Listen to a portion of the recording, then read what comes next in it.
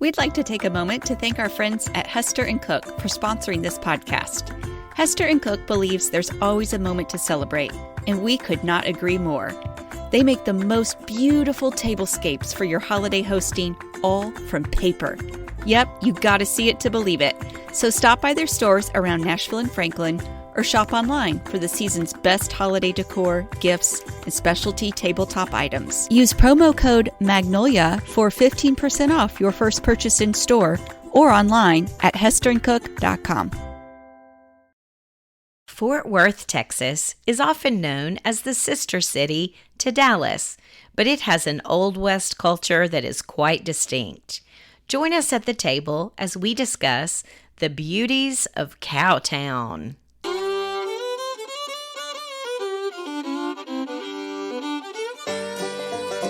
I'm Lainey. And I'm Laura Beth, and we are Steel Magnolias.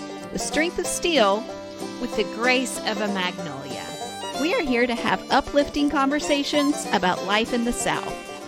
And we've got plenty of room at our table, so pull up a chair.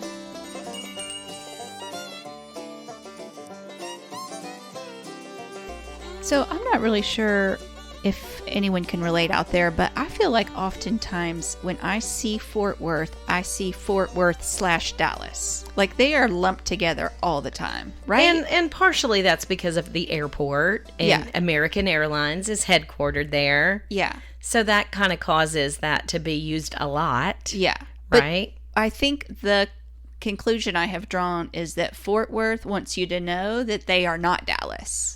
Right? I mean, and they are not. So different. They could not be more different. I mean, Dallas is just like a truly modern city. Yes. And to me, Fort Worth is like stepping back into the past. Yes. And I really loved that you could get anywhere around Fort Worth in like 20 minutes. Yeah, and we rented a car and easily found parking and moving around in the different places. Yeah. It felt very small town, but it was like this crazy convergence of the Old West, like you said, with like skyscrapers down the road. And at this point, it's the 12th largest city in the U.S. That shocked me. Me too, because it doesn't feel like that It does not feel like that. At all. So they've done a really good job in making it feel like a small town if they're the 12th largest. Like, good job to your planning committee. Absolutely. Well, it was nicknamed Cowtown. Yeah. For its important role in the cattle industry.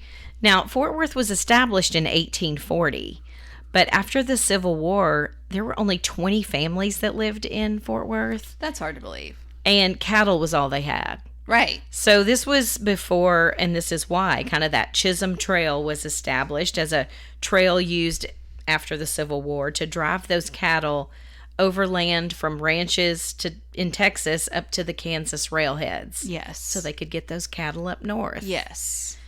So in 1896, the Southwestern Exposition and Livestock Show and Rodeo began, and that fun still continues now. That's crazy, yes. So, yeah, this Stockyard National Historic District is really what took us to Fort Worth. Mm-hmm. We'd never seen it, but we'd heard of it, and I was very enticed that there's herd that walks through the streets twice a day. That's so fun. Really? They do that? Yeah. And I just wanted to also just say that the names Butch Cassidy and the Sundance Kid, those were once just names around town. Absolutely. That seems so strange. Caused all kinds of ruckus around those places. Well, the Old West does come alive here. Yeah. And like you said, twice a day, you can see these gorgeous longhorns make their way through a portion of the main street for all to see. There used to be hundreds of them. Now they're doing 17 to represent the number of decades this tradition has gone on. Yes. So, and we learned all kinds of words that we'd never heard that just, I'm sure, roll off the tongue of anyone that's just been in this the ranch life culture. Yeah. But yeah, when they would say, things like a drover, okay, we're like, what's a drover? Okay, that's one who drives cattle or sheep. So, I mean, don't be surprised if there's even some lingo. Vocabulary. We did a whole episode on cowboy culture, actually. Yeah, link to that so people can hear that one. But yeah, these creatures, these longhorns are amazing. They can weigh 1,400 to 2,500 pounds. And tip to tip on those horns can be from 6 to 10 feet long. And I think we saw one that was 9 feet, if I'm not mistaken. I mean, yeah, that's a sight to behold. It is. And I'm so glad we got there early, because if you get there early enough before the daily walk through town, then you get to hear a little history. There's somebody that comes up and tells the history, and it's like piped through speakers all the way down the street. So you don't even have to be real close to the stage that the guy is giving this information from. And it's just fun, and to walk around and see the grooming and saddling of horses and all of that afterwards. It's just really cool. Lots of fun photo opportunities. Yes. And yeah, we didn't have your son with us, but what a cool thing for kids. Yes. To get to experience. Just, lots of interactive opportunities here. And that whole area where this is happening, there's a stockyard museum. Yes.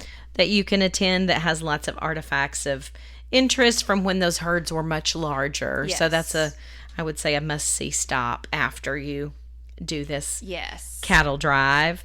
And there's just tons of cute shops and restaurants and kind of on-theme hotels. Oh my gosh, that down in that area. Walked in, all the leather goods that were just like used in the furniture. Yeah. It was so manly. It really was. So manly. And you see so many like true cowboy, looking people around in this area, which is just awesome. Just out on business lunches. And it was very exciting. But go ahead. Well, also in that area, we went into the shop. I was going to say, speaking of leather goods, right? I mean, we knew we loved leather, but I think our love went even deeper when we went into some of these places in Fort Worth, and that smell of leather just hits you in the face. Well, you're talking about M.L. Letty's is the store we went into, where handmade boots and saddles have been made since 1922.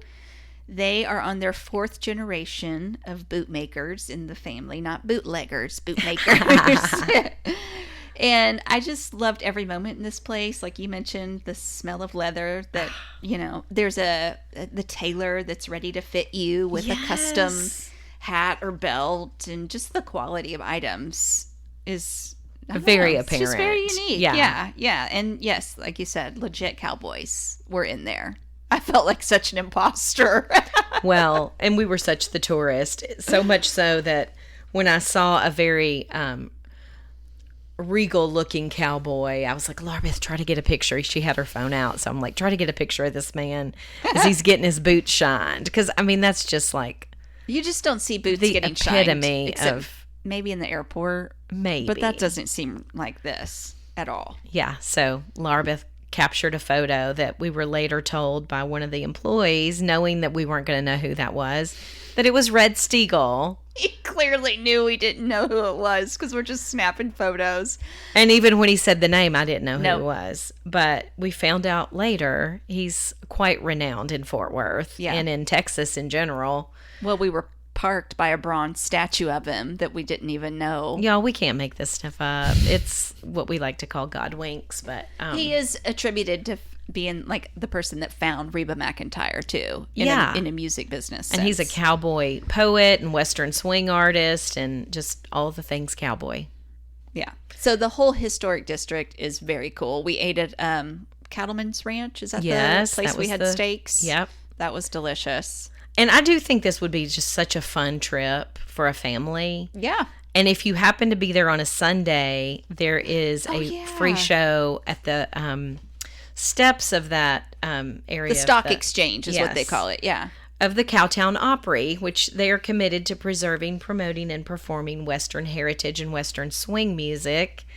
And anyway, we had a wonderful experience talking to the gal that started that, Devin Dawson, and they mentor youth trying to kind of keep all of this going and keep it alive. And they've even mentored the likes of Kristen Harris and Casey Musgrave. So that's crazy. Who knows who all's going to be coming out of that? And it's mentorship. It's kind of a different theme that they do each Sunday. Each Sunday, yeah. So I think you can even look up on the website to see kind of what the theme of that Sunday is going to be. If it's a fifth Sunday, which happens like 4 times a year, then it's, I think, more of a gospel hour that they do. Well, we didn't get to see that. No, we didn't. Or attend a cowboy church, which we were invited to. But that was part of our cowboy culture episode too. If you don't know what cowboy church is, we did a whole thing on that. Yeah. We got schooled in that. We have cowboy churches around. Even here in Columbia, they have one. Yeah. But we just didn't know anything about it. All the details. Well, in addition to having a steak at the Cattleman's Steakhouse, we had some other good food in Fort Worth. You got to mention Joe T's.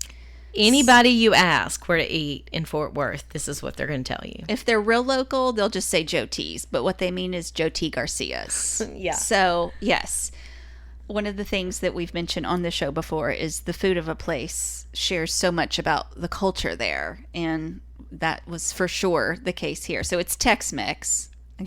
Again, did an episode on that, so we can link to that too. But yeah, it started out in 1935 as just 16 seats. Wow. And now it seats over 1,000. That's great. And it does. It's the most massive patio.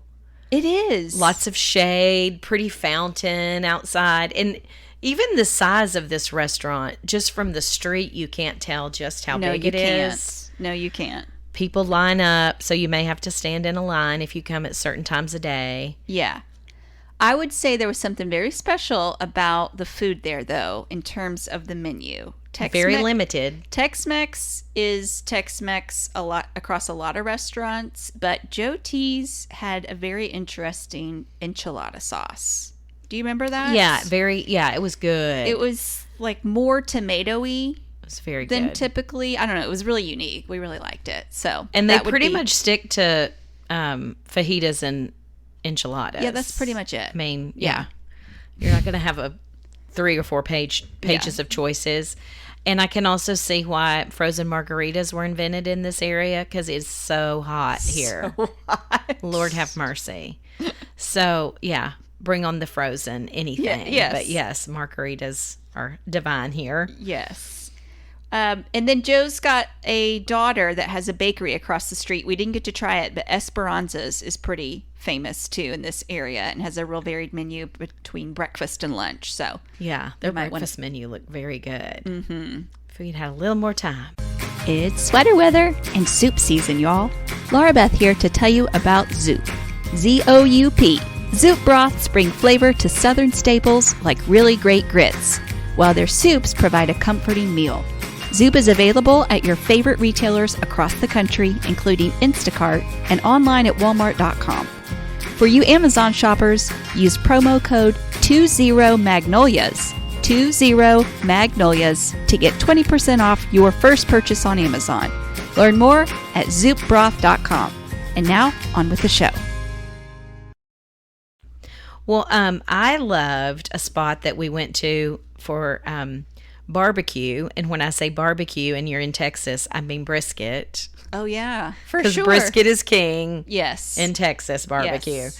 Angelo's. Yes. Angelo's was started in 1958. Very casual place, but they had a fabulous frozen margarita at a great price. Do you remember? We were like, I don't remember what we paid for it, but I remember it was $5.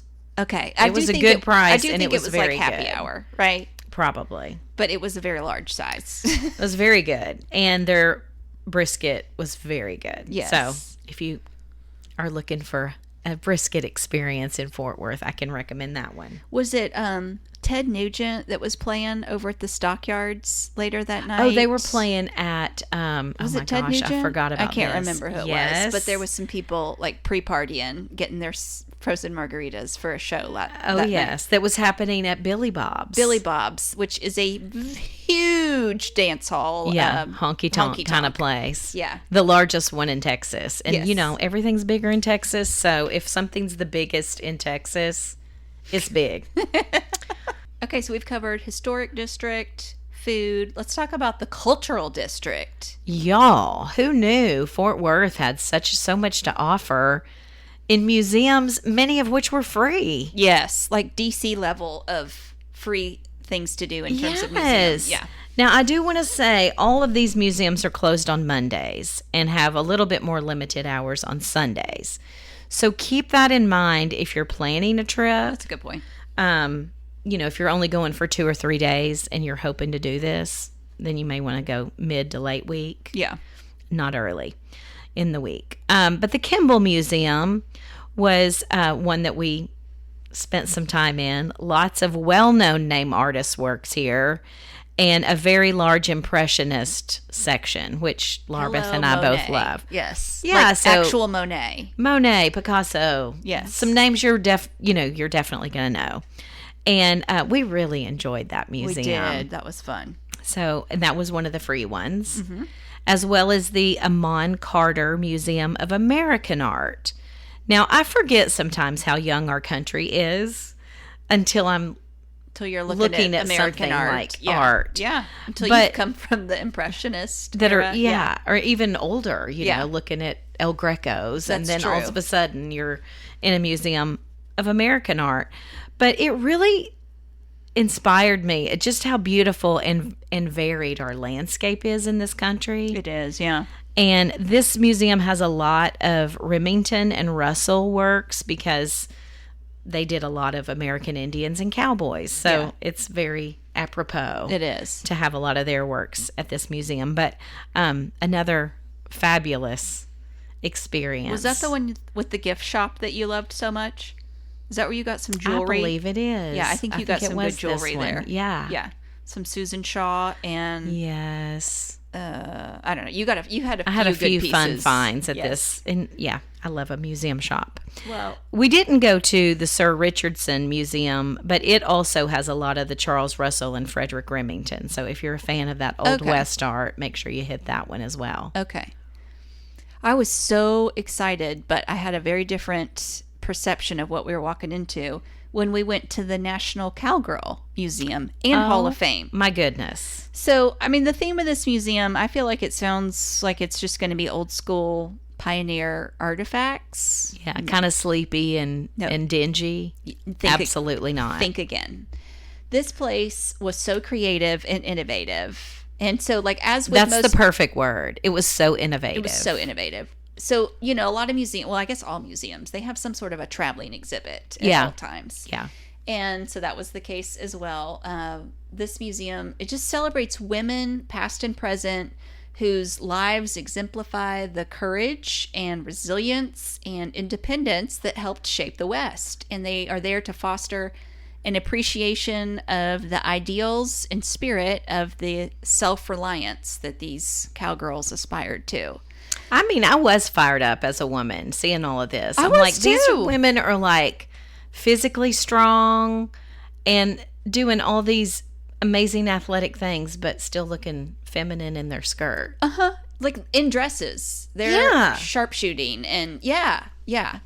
I thought it was so fun. At the end of the museum, they have a photo sort of set up where you can impose your face into like an old Western. Yeah.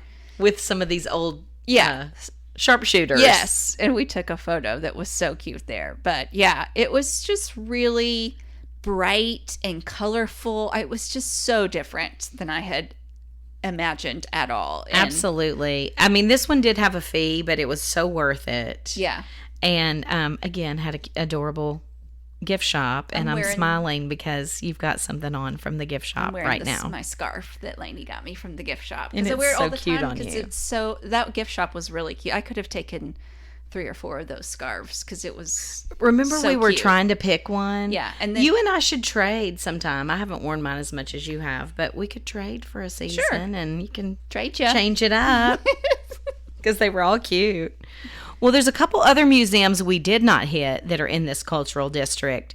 They have a modern art museum of Fort Worth and the Fort Worth Science and History Museum. Okay, yeah. So, y'all, this could literally be like a fall break trip or a spring break trip or something where, yes, you're going to have to pay for hotel or whatever, but a lot of these places, there's not an entrance fee. Yeah. So, low commitment, y'all. yeah, Low. and enchiladas aren't that expensive. So you can eat enchiladas and true. go see some beautiful art.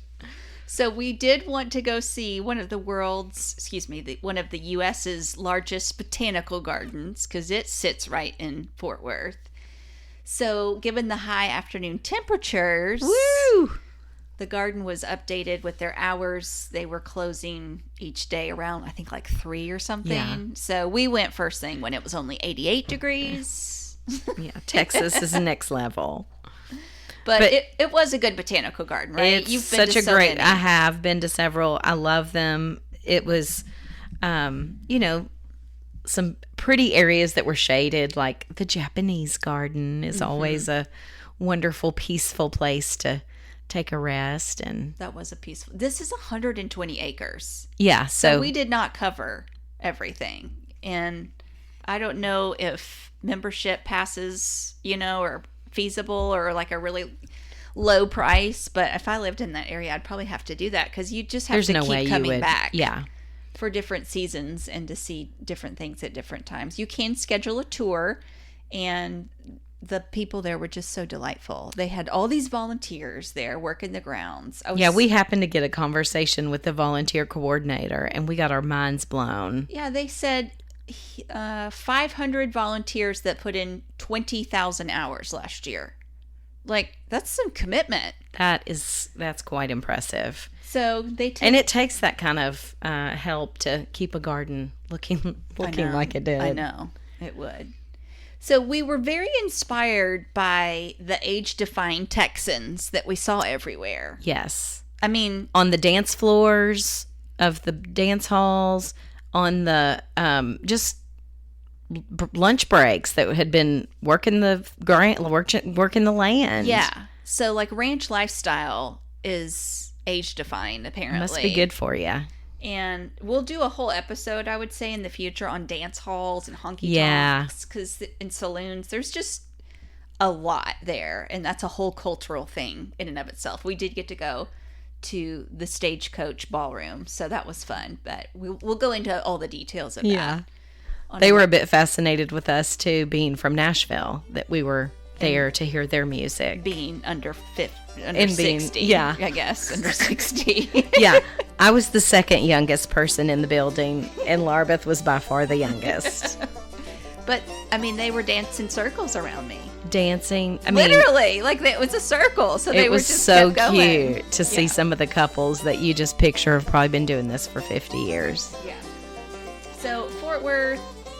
We love you, Fort Worth. Showed up, showed out. Definitely, you have proven that you are not Dallas and that you have your own personality. And yeah, I just am so grateful for the way they're preserving their heritage. Yeah. They're really showcasing it really well. And like we said when we started the episode, from a planning perspective, I mean, we're not there to be in the day-to-day, but as a visitor, the getting around town could not have been easier. So we really appreciated that. And if anybody's got a horned frog down there at TCU, Texas Christian, we've given you some fun things to do when you go visit your kid, too. That's so true. Well, tell us about your visits to Fort Worth, if you guys have been, and if we missed any hot spots that we should make sure to hit next time we go. Have a great week, and until then, peace be with y'all on the ranch.